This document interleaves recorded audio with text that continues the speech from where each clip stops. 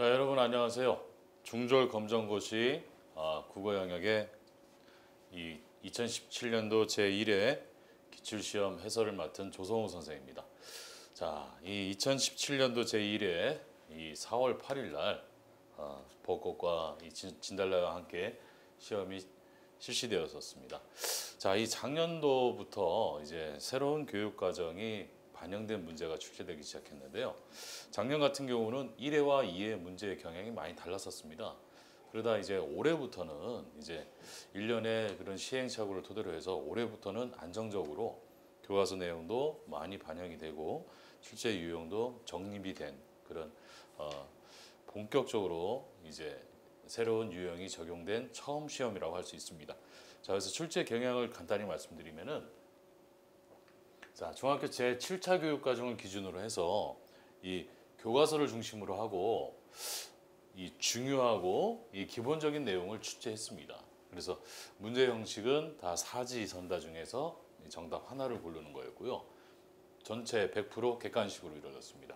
그리고 학년별 출제 비율을 보니까 예전 시험은 3학년 과정이 많이 나왔었습니다. 그런데 이제 이번부터는 오히려 이제 1학년 기준, 1학년 교과서에 반영된 내용이 참 많이 출제됐습니다. 그래서 1학년의 비중이 한 50%, 그 다음에 2학년이 30%, 3학년이 20% 정도가 됩니다. 그래서 이 반영 기준은 어떻게 따지냐 하면은 교과서 어느 파트에, 교과서 몇 학년 과정에 어떤 내용이 들어갔는가, 그걸 가지고 따지면 되겠죠. 그래서 문법 같은 경우도 1학년 과정에서 배우는 내용이 참 많이 나왔습니다. 그리고 이 문학 작품이나 비문학 지문, 특히나 이제 문학 작품 같은 경우는 상당수가 1학년 지문에서 출제가 됐습니다. 자, 그래서 예상 난이도를 분석해 보니까요. 쉬운 것이 40%, 그 다음에 보통이 한 50%, 그 다음에 어려운 것이 10% 정도 해서 이 비율을 섞어서 출제가 되고요. 출제 문항수는 총 25문제가 출제가 됐습니다. 자, 그래서 세부적으로 한번 분석해 보면은 작년하고 달라진 게 일단은 말하기 문제가 2016년도 1회, 2회 이 기출시험에서는 한 문제가 출제가 됐었습니다. 그런데 2017년부터는 두 문제가 출제가 됐고요. 반면에 문법은 작년에 비해서 한 문제가 줄었습니다. 그래서 문법은 총 5문제가 출제가 됐는데 단어, 품사, 문장의 성분, 의문의 변동, 사동문 이렇게 5개의 영역에 걸쳐 가지고 문제가 출제됐습니다. 그리고 작년 2016년도 제2회 기출고사를 보면은 쓰기는 한 문제가 출제가 됐었습니다. 그런데 이번 시험부터는 3문제로 늘었습니다. 그래서 자료의 활용, 글쓰기의 과정, 설명 방법 이렇게 3가지에 걸쳐서 문제가 출제가 됐습니다. 그래서 이 말하기와 문법 쓰기만 놓고 봤을 때 작년은 총 8문제가 출제된 데 비해서 올해는 10문제가 출제가 됐습니다. 그래서 상대적으로 비중이 좀 늘었습니다. 그래서 이 말하기, 문법, 쓰기는 고등학교 과정에서도 화법, 작문, 문법이라고 해서 항상 수능 시험에서도 15문제, 그러니까 3분의 1이 출제가 되고 있습니다. 그래서 요즘 세대가 점점 예전 세대에 비해서 문자보다는 영상에 길들여진 세대, 그러니까 이른바 영상 세대이기 때문에 이런 어휘력이나 문장력, 그 다음에 맞춤법이 예전 세대에 비해서 상당히 약합니다. 이런 현실을 반영해서 이 시험에서는 이런 문법과 쓰기, 그 다음에 말하기를 강화하는 쪽으로 나가는 것 같습니다. 그래서 앞으로도 이 경향은 계속 이어질 것 같습니다. 그래서 여러분은 이 문법과 쓰기, 그 다음에 말하기, 교과서에 실린 내용을 골고루 분석하면서 자, 이것을 갖다 반드시 숙지하셔야 될 것 같습니다. 자, 그리고 문학은 작년하고 가장 큰 차이점은 고전 문학은 전혀 출제가 안 됐습니다. 작년에는 이 고전 시가나 고전 소설 이런 것이 출제가 됐었는데 올해 같은 경우는 이 고전 작품은 전혀 출제가 안 된 게 가장 큰 특징입니다. 그래서 문학은 현대시, 그래서 김영랑의 돌담에 속삭이는 햇발이라는 시가 나왔습니다. 이 시는 1학년 교과서에 실린 건데 여러 출판사에 실린 거죠. 거의 대부분의 출판사에서 이 시가 나옵니다. 자, 그 다음에 소설은 3문제가 나왔는데 현진건의 운수 좋은 날이 나왔습니다. 자, 이 운수 좋은 날은 예전 교과서부터 실렸던 작품입니다. 1920년대, 30년대 작품이기 때문에 일제강점기 때 작품이기 때문에 굉장히 오래전부터 교과서에 실렸던 건데 지금은 현재 3학년 교과서에 이게 실려 있습니다. 자, 그래서 현진건의 운수 좋은 날이 실렸고요. 그 다음에 시나리오는 이 홍자람의 챔피언이라는 이 드라마 옛날에 반올림이라고 해서 이 고아라가 고아라 씨가 중학생 때 그때 찍었던 그런 드라마죠. 이것의 대본이 나왔고요. 그 다음에 수필 장혜 교수의 괜찮아라는 그런 글이 실렸는데 이거 역시 1학년 교과서에 실린 내용이죠. 그래서 1학년에 여러 교과서에 실린 아주 대표적인 수필입니다. 그래서 이 문학 작품을 보면은 운수 좋은 날을 제외한 나머지는 거의 대부분이 1학년 교과서에서 출제가 됐다는 거. 그게 이 시험의 가장 큰 특징입니다.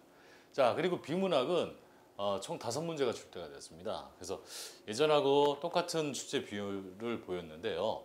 자, 다 해서 지문이 2개가 나옵니다. 그래서 설명문 하나, 논설문 하나 이런 식으로 이루어지는데 올해도 마찬가지로 첫 번째로 이 논설문인 박정훈의 냉장고의 이중성이라는 글이 나왔고요.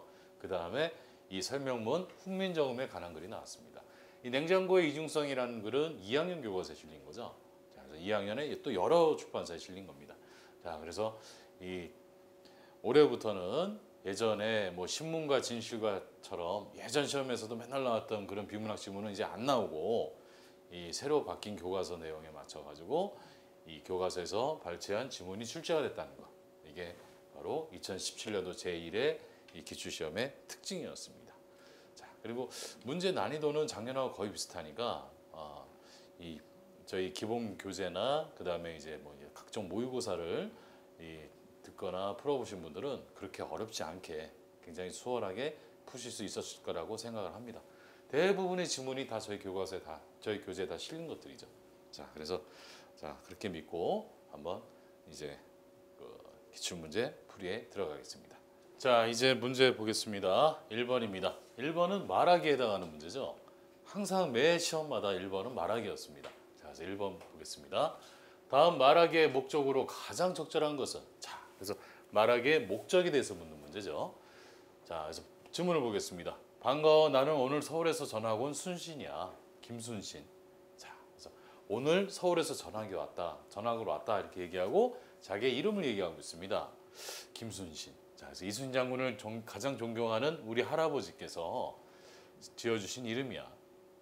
이순신 장군처럼 나라를 위하는 훌륭한 사람이 되고 싶어. 내 이름 김순순을 기억해줘. 앞으로 친하게 지내자. 자, 그래서 자기가 오늘 전화 왔다. 그 다음에 이름이 뭐다. 그 다음에 이름에 담긴 의미가 뭐다. 그 다음에 앞으로 친하게 지내자. 이렇게 설명하고 있습니다. 자, 이거는 어떤 말하기일까요? 안부 묻기, 위로하기, 소개하기, 충고하기. 자, 4가지 중에서 자신이 누구다는 걸 밝히고 앞으로 친하게 지내자 이런 식으로 얘기했으니까 이거는 소개하기에 해당하는 거겠죠. 그죠? 자, 그래서 1번의 답은 3번입니다. 자, 그래서 김신준 학생은 이름에 관해 설명하면서 친구한테 자신을 소개하고 있었습니다. 자, 그 다음에 2번. 자, 2번도 말하기 문제입니다. 예전 시험에서는 항상 이런 문제, 이런 유형의 문제가 나왔었죠. 대화 이렇게 나오면서 뭐 공감하는 말하기, 위로하는 말하기, 축하하는 말하기 이런 것들이 나왔었습니다. 자, 그래서 2번을 보니까 자, 기억에 들어갈 공감하며 말하기로 가장 적절한 것은 이렇게 나왔습니다. 자, 그래서 여학생이 남학생한테 얘기하는데 달리기 시합하다가 넘어져서 너무 창피해. 자, 달리기 시합하다 넘어져서 너무 창피하다 이렇게 얘기했습니다. 그러면은 남학생은 뭐라고 얘기하겠습니까? 창피해라 이렇게 얘기해야 되나요? 아니죠. 자, 이 여학생을 위로하고 달래주는, 그 다음에 용기를 줄 수 있는 그런 말을 해야겠죠. 자, 그럼 보겠습니다. 너 정말 한심하구나. 자, 이건 위로하는 말하기가 아니죠. 그죠? 나는 달리기를 잘하는데. 자, 이것도 약 올리는 말하기죠. 평소에 운동을 안 하니까 그렇지.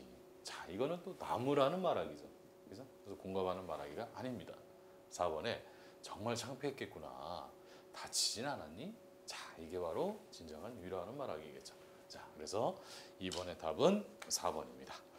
여기까지는 금방 푸실 수 있겠죠. 자, 그러면 여러분 3번 보시겠습니다. 다음 설명에 해당하는 단어는 이렇게 나왔습니다. 다음 설명에 해당하는 단어는 자, 실질적인 뜻을 지닌 하나의 형태소로 이루어진 단어를 단위로라고 한다. 그래서 자, 실질적인 뜻을 지녔다. 그래서 이거는 실질 형태소를 얘기합니다. 의미를 지니고 있다는 얘기죠. 그죠? 자, 하나의 형태소로 이루어진 단어를 단위로라고 합니다. 그래서 더 이상 쪼갤 수 없는 겁니다. 자, 그래서 1번부터 보겠습니다. 1번에 구름이란 말. 구름이란 말은 구 더하기 름입니까? 아니죠. 그냥 하나의 단어 구름이죠. 더 이상 쪼갤 수가 없는 말이죠. 그리고 구름은 한자로 운이라는 그런 뜻을 갖고 있습니다. 그래서 실질 형태의 소리도 합니다. 그래서 자, 실질 형태 소이자 하나의 형태 소리로 이루어진 단어 골라보니까 바로 구름이었습니다. 그래서 구름은 단일어에 해당합니다. 자, 그래서 답은 1번이죠. 그 다음에 2번엔 논밭입니다. 논밭. 자, 논밭은 논 더하기 밭으로 이루어진 말입니다. 자, 근데 이걸 다시 분석해 보면은 논이란 말은 하나의 실질 형태소죠. 의미를 지닌 하나의 실질 형태소. 그래서 이거를 어근이라고 그럽니다. 그 다음에 밭이란 말도 따로 쓰일 수 있는 하나의 실질 형태소입니다. 그래서 이것도 마찬가지로 어근입니다. 그래서 자, 이런 말은 뭐라 그럽니까? 어근과 어근 결합한 말 합성어라고 그러죠. 그래서 이거는 단일어가 아닙니다. 자, 그 다음에 3번에 구경꾼. 자, 이 말은 또 구경 더하기 꾼이란 말이 결합해서 만들어진 말이죠. 네, 여기서 구경이란 말은 실질 형태소입니다. 더 이상 쪼갤 수 없는 실질 형태소고 근입니다. 그 다음에 꾼이라는 말. 꾼이란 말은 이것도 뜻을 지니고 있긴 있습니다. 뜻을 지니고 있긴 있습니다. 이 어떤 사람이란 뜻이죠. 뜻을 지녔기 때문에 실질 형태소이긴 하지만 이거는 따로 쓰일 수가 없는 말이죠. 어디에 붙어서 써야 되는 말이죠. 그리고 의미를 더해주는 말이기 때문에 전미사입니다. 실질 형태소와 전미사 이렇게 결합했습니다. 자, 그 다음에 풋사가 풋 더하기 사과인데 풋이란 말은 뭐 성숙하지 않은, 익지 않은 이런 뜻을 가진 말이지만 이 따로 쓰일 수는 없습니다. 그래서 이것 풋은 실질 형태소이긴 하지만 따로 쓰일 수 없는 접사, 그 중에서도 앞에 붙었기 때문에 접두사입니다. 그 다음에 사과라는 말은 실질 형태소면서 따로 쓸 수 있는 어근이죠. 그죠? 그래서 이 3번과 4번 이렇게 실질 형태소와 접미사나 접두사가 결합한 말을 우리는 묶어서 파생어라고 합니다. 파생어. 자, 그래서 1번은 단일어지만 2번은 합성어, 3번과 4번은 파생어였습니다. 자, 그래서 답은 1번이었습니다. 아시겠습니까? 자, 이런 단어에 관한 것도 저희 교재에서 많이 다뤘던 문제입니다. 모의고사에서도 많이 다뤘었죠. 그죠? 그래서 쉽게 푸실 수 있었을 거라고 생각을 합니다. 자, 그럼 4번 보겠습니다. 자, 다음 단어들의 공통점으로 적절한 것은 이렇게 나오는데, 자, 이 4번은 품사에 관해서 묻는 문제입니다. 그래서 당신, 이것, 여기 그랬는데 당신이란 말은 뭐 앞사람일 수도 있고 그 다음에 자기가 아는 사람일 수도 있고 모르는 사람일 수도 있는데 아무튼 그 사람을 대신해서 얘기하는 말이죠. 그죠? 그 다음에 이것은 어떤 물건을 자기한테 가까운 곳에 있는 물건을 대신해서 얘기하는 거죠. 그 다음에 여기는 자기와 가까운 장소를 대신해서 얘기하는 겁니다. 그래서 당신, 이것, 거기에 공통점은 사람이나 사물이나 장소의 이름을 대신해서 나타내는 말입니다. 자, 그래서 이런 말을 뭐라 그럽니까? 우리는 대명사라 그러죠. 명사를 대신해서 얘기한다. 그래서 대명사라 그럽니다. 자, 그러면은 답은 4번이고요. 1번 보겠습니다. 대상의 움직임을 나타내는 말. 뭐 먹다, 가다, 뛰다 이런 말. 자, 예를 들어서 먹다, 가다, 뛰다. 자, 이런 말은 동사라 그러죠. 그죠? 자, 그다음에 2번에 수량이나 순서를 나타내는 말. 뭐 하나, 둘, 셋, 1, 2, 3, 4 이런 말. 이런 거는 수사라 그럽니다. 그다음에 3번. 대상의 성질이나 상태를 나타내는 말은 형용사라 그러죠. 뭐 예쁘다, 슬프다, 기쁘다 이런 말들. 자, 이런 말은 형용사입니다. 자, 그래서 답은 4번이었습니다. 자, 이제 5번 보시겠습니다. 밑주신 부분에 공통된 문장 성분으로 적절한 것은, 그래서 5번은 문장, 그 중에서도 성분에 대해서 물어보는 문제입니다. 자, 보겠습니다. 승호가는 문장 전체에서 주어져. 책을 할 때 책은 목적어입니다. 샀다라는 말은 동작을 나타내는 서술어입니다. 자, 그다음에 이 토끼는 할 때 토끼는 역시 이글 전체에서 주어입니다. 그다음에 거북이보다 할 때 거북이보다는 부사어죠. 이 보다라는 말이 부사격 조사죠. 그다음에 빠르다는 이 형용사이기도 하면서 문장 전체에서는 서술어로 사용됐습니다. 자, 이렇게 봤을 때 이 승호가와 토끼는의 공통점으로 적절한 것은 주어라는 얘기죠. 그죠? 자, 그다음에 이 보어라는 말은 되다, 아니다, 앞에 위치하는 말이 보어입니다. 예를 들어서 이 철수는 의사가 되었다라는 문장이 있을 때 여기서 의사가 이런 말이 보호에 해당하는 겁니다. 자, 나머지는 아시겠죠? 자, 그래서 답은 1번입니다. 자, 그 다음에 6번. 다음에서 설명하는 의문의 변동의 예로 적절한 것은 이렇게 나왔습니다. 자, 의문 변동. 자, 의문 변동 뭐 이 교체가 있고요, 첨가가 있고, 축약이 있고, 탈락이 있습니다. 근데 그렇게 깊이 있게는 안 들어가고요. 이 의문의 변동이 제일 많이 나오는 거는 자음동화, 뭐 국외음악, 음절의 끝소리 규칙 이런 게 나오죠. 그 중에서도 자, 이 표준발음법 18항 보니까 받침 기역이나 디귿이나 비읍이 니은 미음 앞에서 이응 니은 미음으로 발음한다. 이것은 자음동화 현상. 그 중에서도 비음화에 해당하는 겁니다. 자, 자음동화 중에서도 비음화. 자음동화는 자음이, 그러니까 이 기역, 니은 이런 걸 자음이라고 그러죠. 동화, 같거나 비슷해지다 이런 뜻이죠. 자, 그리고 비음화 할 때 비음은 뭐냐면은 니은, 미음, 이응 이 세 개를 비음이라고 합니다. 그래서 이것으로 바뀌다 그런 게 비음화죠. 자, 그래서 1번에 발음을 한번 해보겠습니다. 좋다라는 말 좋다가 됩니다. 좋다는 히읗이 디귿을 만나서 티읕으로 바뀌었죠. 이런 거는 축약이라고 합니다. 축약. 그 다음에 이번에 국밥 같은 경우도 발음을 해보니까 밥이 됩니다. 밥.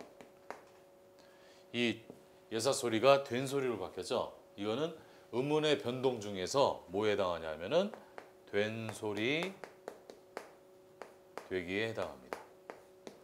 그 다음에 먹는데 발음하면은 먹는이 되죠. 먹는. 그래서 기역이 니은을 만나서 이응으로 바뀌었습니다. 이런 게 바로 대표적인 비음화의 예입니다. 그 다음에 4번은 디가 아니고 지로 발음을 하죠. 그래서 디귿이 이를 만나서 지읒으로 바뀌었습니다. 이런 거는 국의 음화라고 합니다. 자, 그래서 답은 몇 번입니까? 답은 3번이죠. 자, 그래서 답은 3번 먹는이었습니다. 자, 여기까지가 문법인데 가장 기본적인 문제가 나왔습니다. 그래서 그렇게 기본적인 이 지식이 없는 분 같았으면 어려웠을 거고요. 기본 개념을 정리하신 분은 굉장히 쉽게 푸실 수 있었을 거라고 생각을 합니다. 자, 그럼 이제 7번을 보겠습니다. 자, 묻히진 부분의 예로 적절한 것은 주어가 남에게 동작을 하도록 시키는 것을 사동이라고 하고 이를 나타내는 문장을 사동문이라고 한다. 자, 이게 엄밀히 말하면 이게 이제 문법의 마지막 문제인데요. 사동은 한마디로 남을 시키는 겁니다. 시키다. 그래서 뭐뭐하게 하다로 바꿔서 해석이 되면은 다 사동문입니다. 자, 1번에 보니까 물이 얼음이 되었다. 자, 여기서 되다. 물에 얼음이 되었다. 이건 보어로 사용됐죠. 그죠? 그리고 물이 저절로 얼음이 된 거니까 이거는 시켜서 한 게 아니라 그냥 바뀐 거죠. 그래서 이거는 뭐 능동 표현이라고도 하고 뭐 주동 표현이라고도 합니다. 그 다음에 경찰이 도둑을 잡았다. 경찰이 도둑을 잡은 거죠. 그죠? 그래서 이거는 뭐야? 주동이죠. 자기가 잡고 싶어서 잡은 거니까 주동이죠. 시켜서 한 게 아니죠. 누나가 동생에게 책을 읽혔다. 여기서 읽혔다란 말. 읽혔다는 동생한테 누나가 동생에게 책을 읽게 한 거죠. 그래서 읽게 하다로 바꾸니까 해석이 됩니다. 그래서 답은 3번입니다. 자, 나는 자전거를 타지 않았다. 그래서 않았다라는 말이 나왔으니까 이거는 그냥 부정문입니다. 부정문. 안부정문이라고 합니다. 그래서 답은 3번입니다. 자, 여기까지 문법 문제 쉽게 푸실 수 있었을 겁니다. 자, 그 다음에 8번부터 이제 쓰기 문제에 나오는 건데요. 자, 이 엄밀히 얘기하면 뭐 쓰기 중에서도 자료의 활용, 그 다음에 적용, 여기에 해당하는 문제입니다. 자, 그럼 보겠습니다. 기억을 하기 위해 찾은 자료로 가장 적절한 것은 이렇게 나왔습니다. 그래서 이렇게 지문이 나왔는데 어떤 의도인지 무엇을 원하는지 한번 보겠습니다. 자, 타이틀, 글의 제목이 청소년 인터넷 중독에 관한 보고입니다. 보고문입니다. 자, 그럼 내용을 보겠습니다. 우리나라는 세계가 인정하는 정보통신 강국이다. 그 명성에 걸맞게 최첨단 기능을 갖춘 각종 정보통신 기기가 연일 쏟아져 나오고 있다. 특히 우리나라의 인터넷 보급률과 이용률은 세계 제일이라 할 수 있다. 여기까지 다 좋은 말이죠. 하지만부터 이제 문제점입니다. 인터넷 이용에 따른 부작용 역시 큰 것이 사실이다. 그래서 먼저 성인과 청소년의 인터넷 중독률을 비교하고 분석해보자 이렇게 나왔습니다. 그래서 자, 이 비교할 내용은 성인과 청소년의 인터넷 중독률이고요. 그 다음에 그걸 토대로 해서 이제 분석을 한다 나왔습니다. 그러면 필요한 자료가 뭡니까? 성인과 청소년의 인터넷 중독률을 보여줄 수 있는, 알려줄 수 있는 자료가 필요하겠죠. 그죠? 자, 그래서 기억에 해당하는 거 찾으라는 게 바로 이거죠. 자, 그럼 보겠습니다. 문제 1번. 보기 1번. 유치원생 인터넷 중독률이 나타난 그래프 이렇게 나왔는데, 자, 이 앞에서 성인과 청소년이라고 그랬죠. 그래서 유치원생하고 상관이 없습니다. 그 다음에 인터넷 예방 및 치료 프로그램 안내 그림 이렇게 나왔는데, 자, 이 중독률을 보여주는 자료가 필요하다 그랬습니다. 그래서 2번은 이 화제에서 좀 벗어난 이야기입니다. 그 다음에 청소년의 흡연 및 학교 폭력 금지 포스터. 자, 근데 인터넷 중독하고 흡연 및 폭력 금지랑은 아무 상관이 없죠. 답은 4번이죠. 성인과 청소년의 인터넷 중독률을 제시한 도표입니다. 자, 그래서 여기서 꼭 필요한 자료는 4번이었습니다. 자, 그 다음에 9번입니다. 다음과 관련 있는 글쓰기의 과정으로 가장 적절한 거. 그래서 자, 글쓰기의 과정에 대해서 설명했습니다. 자, 글쓰기의 과정 크게 맨 처음에 뭐가 있습니까? 어떤 글을 쓸지 계획하기가 들어가죠. 그죠? 그 다음에 내용을 갖다가 어떤 내용을 쓸까? 이걸 갖다가 구상을 해야 됩니다. 그래서 내용을 생성하기. 어떤 내용을 쓸지 내용을 구상하고 그 다음에 내용을 생성해서 실제 씁니다. 그래서 초고 쓰기를 하고요. 그리고 나서 이 쓴 내용을 고쳐 쓰기를 하죠. 교과서마다 표현하는 방식이 조금씩 다른데 거의 내용은 대동소이합니다. 이런 식으로 이렇게 구성이 됩니다. 자, 그러면은 이제 어제 완성한 초고를 했으니까 여기까지 끝난 거예요. 여기까지 끝난 거예요. 자, 그럼 보겠습니다. 어제 완성한 초고를 오늘 읽고 또 읽어보았다. 그랬더니 어제는 안 보였던 잘못 쓴 문장이 보인다. 저속한 표현은 쓰지 않는 것이 좋겠다. 호응이 어색한 부분도 수정해야겠다. 자, 이거는 어떤 겁니까? 계획하기, 자료 수집, 내용, 개요 작성, 고쳐 쓰기 중에서 고쳐 쓰기에 해당하는 거겠죠. 그죠? 자, 초고를 완성한 다음에 다시 한번 읽어보고 수정하는 것은 고쳐 쓰기에 해당하는 겁니다. 그래서 답은 4번입니다. 아시겠습니까? 자, 그러면은 자, 이제 10번입니다. 다음에 사용된 설명 방식으로 적절한 것은 이렇게 나왔습니다. 자, 이 여러 가지 설명 방식이 있는데요. 자, 표준어는 교양 있는 사람들이 두루 쓰는 현대 서울말이다. 그래서 표준어의 개념을 설명하고 있습니다. 이렇게 개념을 설명해 주는 걸 뭐라 그럽니까? 정의라 그러죠. 그죠? 그래서 여기서는 정의가 사용됐습니다. 자, 1번에 보니까 예시가 나왔는데 예시는 예를 들어 설명하는 거죠. 예를 들어 설명하는 거. 그다음에 정의는 개념을 설명하는 거고 비교는 둘 이상의 공통점 갖고 살펴보는 게 바로 비교입니다. 둘 이상의 공통점 갖고 살펴보는 게 바로 비교. 그다음에 대조는 둘 이상의 차이점을 갖고 살펴보는 게 바로 대조죠. 그죠? 자, 그래서 이 10번에서는 개념을 설명하고 있기 때문에 정의가 사용됐습니다. 아시겠습니까? 자, 이거는 꼭 알아두셔야 됩니다. 자, 그러면은 이제 여기까지가 이 말하기 문법 쓰기였고요. 11번부터 13번까지 현대시를 같이 보시겠습니다. 자, 현대시 이 김영랑의 돌담에 속삭이는 햇발입니다. 자, 보겠습니다. 돌담에 속삭이는 햇발같이 풀 아래 웃음 짓는 샘물같이. 자, 이 두 줄 묶어 보니까 일단은 구절이 거의 비슷하죠. 대구법이 사용됐습니다. 그 다음에 같이라고 했으니까 지규법이 사용됐습니다. 그 다음에 자, 햇발이 돌담에 속삭인다 그랬습니다. 그 다음에 샘물이 풀 아래서 웃음을 짓는다 그랬습니다. 사람이 아닌 것을 사람처럼 표현했죠. 그래서 의인법이 사용됐습니다. 내 마음 고요히 고운 봄길 위에 할 때 봄길. 자, 봄길은 계절적 배경과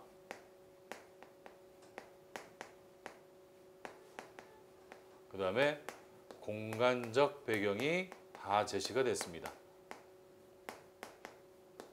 내 마음 고요히 고운 봄길 위에 오늘 하루 하늘을 우러르고 싶다. 자, 하늘. 화자가 바라는 이런 이상세계. 그 다음에 동경하는 세계. 이런 걸 뜻하는 거죠. 그죠? 우러르고 싶다 할 때 싶다. 이건 화자의 소망이 나타났습니다. 자, 여기까지가 1년입니다. 돌담에 속삭이는 햇발같이 풀 아래 웃음 짓는 샘물같이 내 마음 고요히 고운 봄길 위에 오늘 하루 하늘을 우러르고 싶다. 자, 그러면 2연 보시겠습니다. 새학시 볼에 떠오는 부끄럼같이 시의 가슴에 살포시 젖는 물결같이. 자, 이것도 자, 일단은 거의 구절이 비슷하니까 대구법. 그 다음에 또 같이가 사용됐으니까 지규법. 자, 시면 시지 시의 가슴이라 그렇게 얘기했죠. 사람 인체처럼 표현했죠. 그래서 이것도 의인법이 사용됐습니다. 그 다음에 살포시, 보드레안, 에메랄드, 실비단. 자, 이런 말들은 다 이 아름다운 언어의 조탁이라고 옛날에 나왔었는데요. 이 갈고 다듬은 아름다운 시어를 사용해서 시 자체를 아름답게 꾸미고 있습니다. 자, 시의 가슴에 살포시 젖은 물결같이 보드레안 에메랄드 얇게 흐르는 시각적 이미지 혹은 심상이 나타났습니다. 실비단 하늘을 바라보고 싶다. 자, 여기서도 또 하늘 본다 그랬죠. 그죠? 화자가 동경하는 세계, 이상향이죠. 바라보고 싶다. 싶다. 소망이 나타났고요. 거의 1년의 맨 마지막과 2년의 마지막이 거의 똑같죠. 그죠? 표현이. 자, 그래서 이 반복을 통해 가지고 반복을 통해서 운율을 형성하고 있습니다. 반복을 통해서 운율을 형성하고 있습니다. 그게 바로 이 시의 가장 큰 운율적인 특징입니다. 자, 그럼 여기까지 시의 본문을 보셨고요. 같이 이제 문제 세 문제를 보시겠습니다. 자, 11번. 위시에 대한 이해로 적절하지 않은 것은 이렇게 나왔습니다. 자, 시의 이해에 대해서 묻는 문제인데요. 자, 울림소리 리을을 많이 사용하였다 이렇게 나왔는데 보시면 되죠. 그죠? 새학시 보래, 그 다음에 물결, 그 다음에 랄드, 흐르는 하늘을 실. 자, 그래서 리을을 굉장히 많이 사용했네요. 그래서 자, 시를 부드럽게 하고 있습니다. 그 다음에 다양한 감각적인 표현이 두드러진다 이렇게 나왔는데 자, 뭐 시각적 이미지가 많이 나타났고요. 그 다음에 속삭인다 그랬으니까 청각적 이미지도 나타났죠. 그죠? 그래서 다양한 이미지를 사용한 거 맞습니다. 그 다음에 우리말의 아름다움을 살린 시어가 쓰였다. 살포시, 뭐 보드레안 뭐 이런 말들 우리말의 아름다움을 살린 거죠. 자, 문장을 질문 형식으로 종결하여 여운을 주었다 이렇게 하는데, 자, 질문 형식이면은 이 물음표가 나와야 되는 말이거든요. 뭐뭐 합니까? 뭐뭐 하니? 뭐 이런 식으로 물음표가 나와야 되는데 여기서는 뭐뭐 하고 싶다. 그래서 이렇게 평서형이면서 약간 영탄형으로 끝났죠. 그래서 문장을 질문 형식으로 종결했다는 것은 잘못된 설명입니다. 그래서 답은 4번입니다. 아시겠습니까? 자, 그 다음에 기억과 같은 표현 방법이 사용된 예로 적절한 것은 이렇게 나왔습니다. 자, 기억을 보니까 새학시볼에 떠오는 부끄럼 가치 할 때 가치가 나왔습니다. 자, 가치 이런 말을 뭐라 그럽니까? 직유법이라 그러죠. 직접적으로 비유해서 표현하는 말 직유법이죠. 그래서 직유법에 해당하는 말이 뭐뭐 같이, 뭐뭐처럼, 뭐뭐 듯이, 뭐뭐 인양. 자, 이런 말이 사용되면 다 직유법입니다. 자, 그러면은 여기서 묻는 문제는 이걸 찾는 겁니다. 자, 그러면은 12번 같이 보시겠습니다. 12번 기억 같은 표현 방식이 사용된 예로 적절한 것은, 자, 1번부터 보겠습니다. 밥 먹자 서준아. 밥 먹자 서준아. 밥 먹자. 일단 명령하고 있죠. 명령법이고, 그 다음에 서준아 밥 먹자가 원래 우리말 어순에 맞습니다. 그런데 밥 먹자 서준아 이렇게 얘기했으니까 문장 어순이 바뀌었죠. 그죠? 이렇게 문장 어순이 바뀐 것은 도치법이라고 합니다. 도치법. 자, 그 다음에 2번 산은 높고 물은 깊다. 산은 높고 물은 깊다. 거의 비슷한 구절이 반복됐으니까 이건 대구법입니다. 대구법. 3번 너는 별처럼 반짝인다 할 때 처럼, 처럼이란 말 나오면 뭐라고 그랬습니까? 직유법이죠.